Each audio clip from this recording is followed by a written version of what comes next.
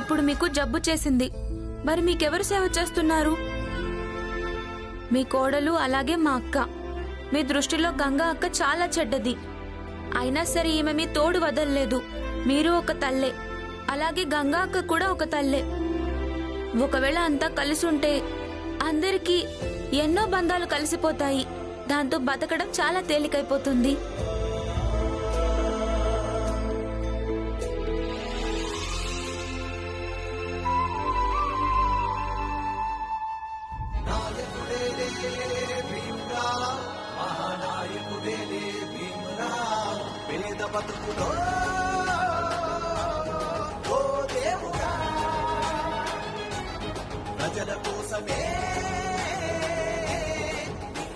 ఒక్కసారి మంజులక్క గొలుసు విడిపించడానికి సరిపడేంత డబ్బు సంపాదించానంటే తర్వాత ఉద్యోగం వదిలేస్తాను, మళ్ళీ చదువుకుంటాను.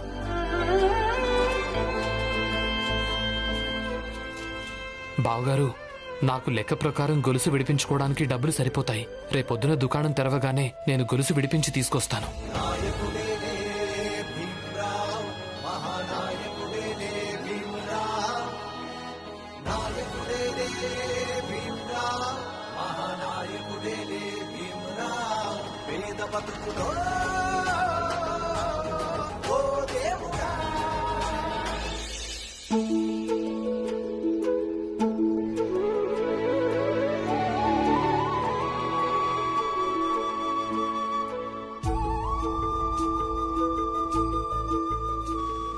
అందరు వినండి. ఈ రోజు నుంచి నేనే సత్పాల్ వాళ్ళ పక్కింటి వాడిని. ఈ రోజు నుంచి నాకు కూడా ఒక కొత్త పేరుంది, ధ్రువ్ సత్పాల్.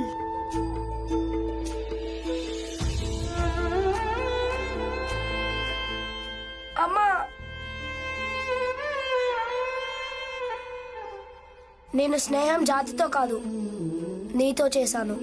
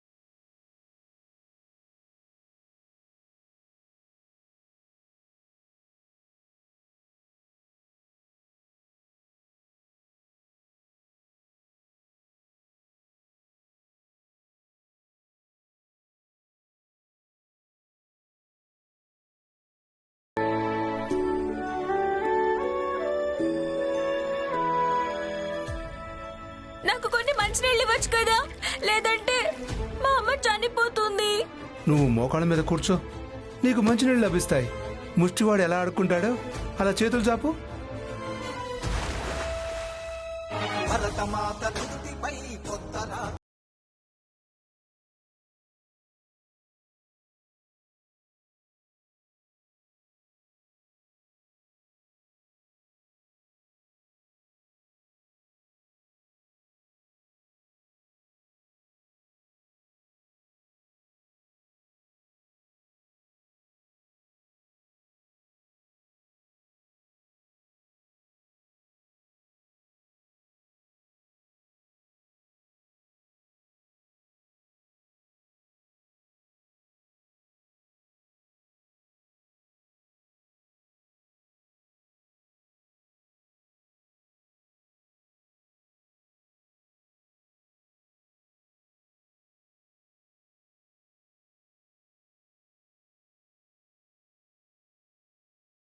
మీ అందరి ఎదురుగా ఒక ప్రకటన చేస్తున్నాను. ఈ రోజు నుంచి నేను కూడా భీమ్రావ్ జాతివాణ్ణి అయిపోతాను.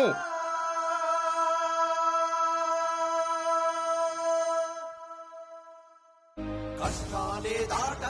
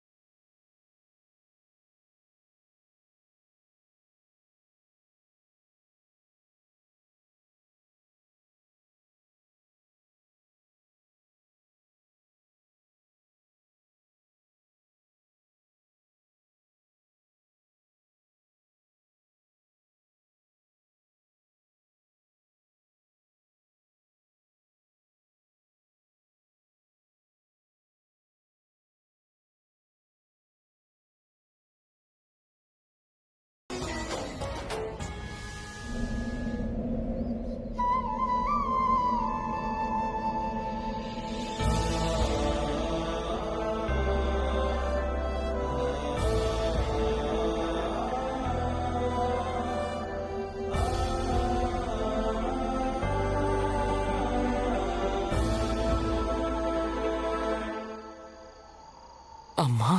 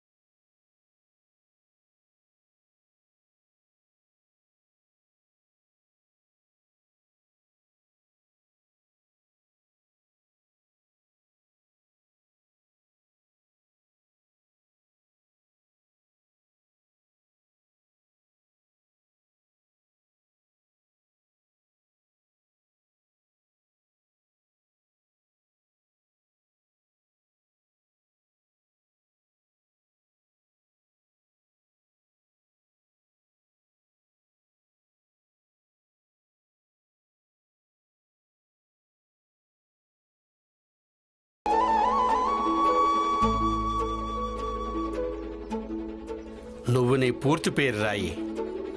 భీమ్రావ్ రామ్జీ అంబేద్కర్.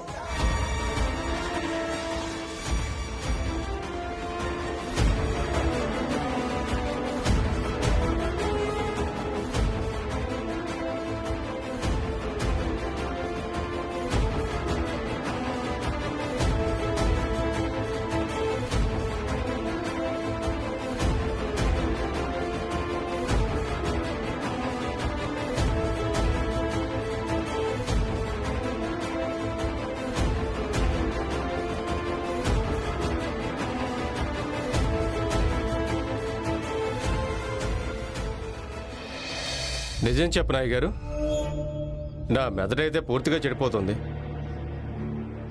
అసలు ఈ భీమ్రావ్ ఏం మందు కలిపి తాగిస్తుంటాడో అందరూ పిచ్చివాళ్ళు అయిపోతుంటారు.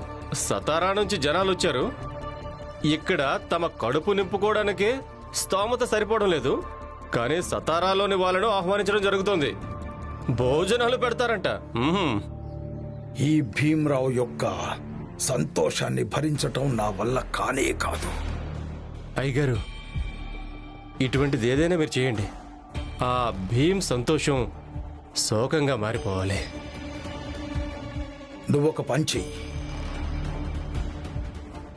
ఆ భీమ్రావు పుట్టినరోజు వేడుకల్లో విందులో విషం కలిపేశాయి.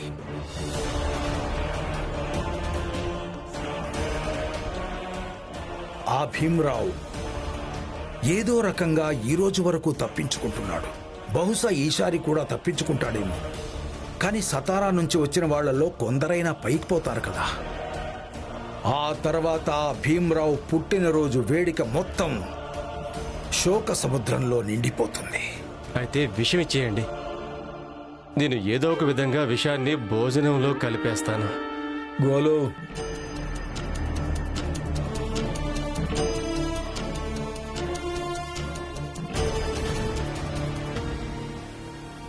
ఇప్పుడు చూడండి అయ్యగారు, ఈ విషయాన్ని నేను భోజనంలో కలిపేసి ఎటువంటి పరిస్థితి సృష్టిస్తానో. వస్తాను అయ్యగారు.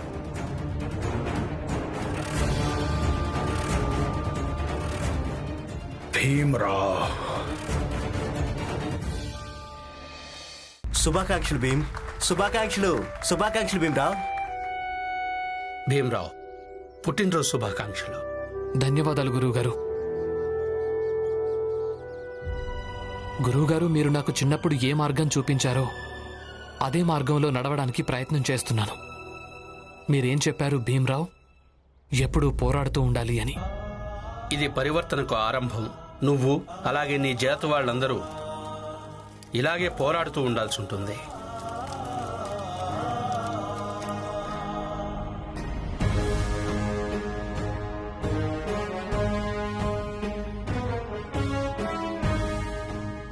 పోరాడుతూనే ఉన్నాను. అలాగే నేను మీకు ఏ మాట ఇచ్చానో, నేనెప్పుడూ చదువుతూ ఉంటానని, ఆ మాట నిలబెట్టుకోవడానికి ప్రయత్నం చేస్తున్నాను గురుగారు. చదువుకునే ప్రయత్నం చేస్తున్నాను.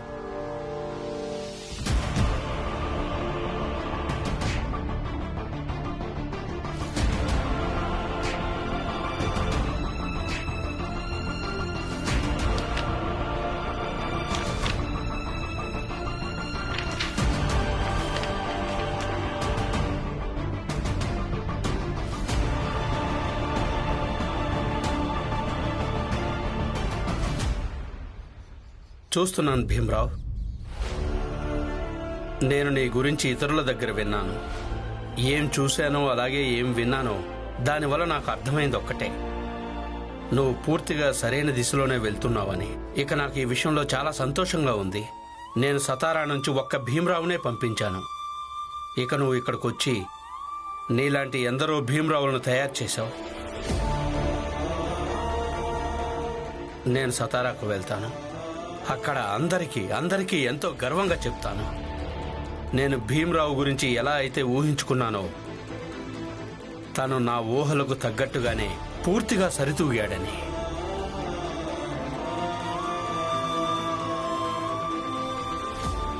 ధన్యవాదాలు గురుగారు. అలాగే మీ అందరికీ చాలా చాలా ధన్యవాదాలు. మీరు నా పుట్టినరోజుకి ఇక్కడికి వచ్చారు. అలాగే పుట్టినరోజును చాలా ఘనంగా జరిపారు. నేను మీ అందరికీ కృతజ్ఞతలు చెప్తున్నాను. భీమ్, నువ్వు సతారా నుంచి వెళ్ళిన తర్వాత నిన్ను అలాగే రామ్జీ గారిని కలవలేకపోయాను. ఈరోజు నీ పుట్టినరోజు సందర్భంగా ఏమనుకున్నానంటే వెళ్ళి నీకు శుభాకాంక్షలు తెలపాలని, సంతోషాలు జరుపుకోవాలని, ఆడి పాడాలని. అందుకే మేమంతా వచ్చేసాం. ఏమంటారు పండితులు గారు? అలాగే సేట్ గారు, తప్పకుండా. చూడు భీమ్, నువ్వు నన్ను క్షమించాలి. రామ్జీ, నువ్వు కూడా నన్ను క్షమించాలి. ఆ రోజు రాత్రి నేను చెప్పా పెట్టకుండా వెళ్ళిపోయాను, ఎందుకంటే నా దగ్గర వేరే మార్గమే లేదు.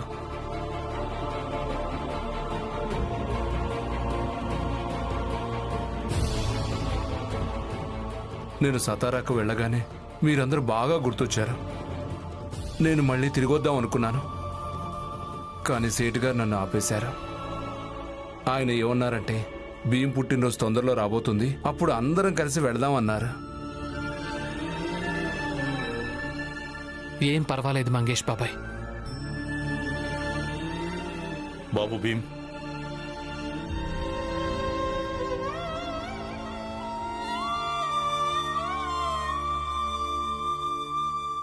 నాన్న పరిస్థితి నీకు తెలిసిందే కదా. పెన్షన్ నుంచి కొంత డబ్బును ఆదా చేసి నేను నీకోసమని నీ పుట్టినరోజుకి ఈ నీలిరంగు కోటు బహుమతిగా ఇచ్చాను. నువ్వు అడగొచ్చు నీలిరంగే ఎందుకు అని.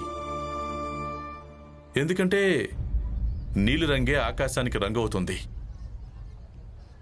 ఇక నా కోరిక ఏమిటంటే నువ్వు ఆకాశపు అంచుల్ని తాకాలని.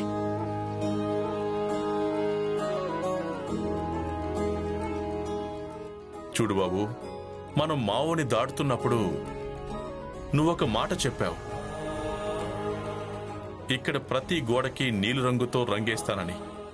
ఎక్కడున్నా అక్కడి నుంచి ఆకాశాన్ని చూస్తాను. తరువాత మనల్ని కూడా నీలి రంగులో కనిపిస్తుందని. ఇక్కడ ప్రతి గోడకు నీలి రంగుతో రంగులేస్తాను, ఆకాశం రంగు. తర్వాత ఎక్కడున్నా అక్కడి నుంచి నీలి ఆకాశాన్ని చూస్తాను. అప్పుడు మన ఇల్లు కూడా కనిపిస్తుంది, నీలి రంగు ఇల్లు. గుర్తొచ్చిందా?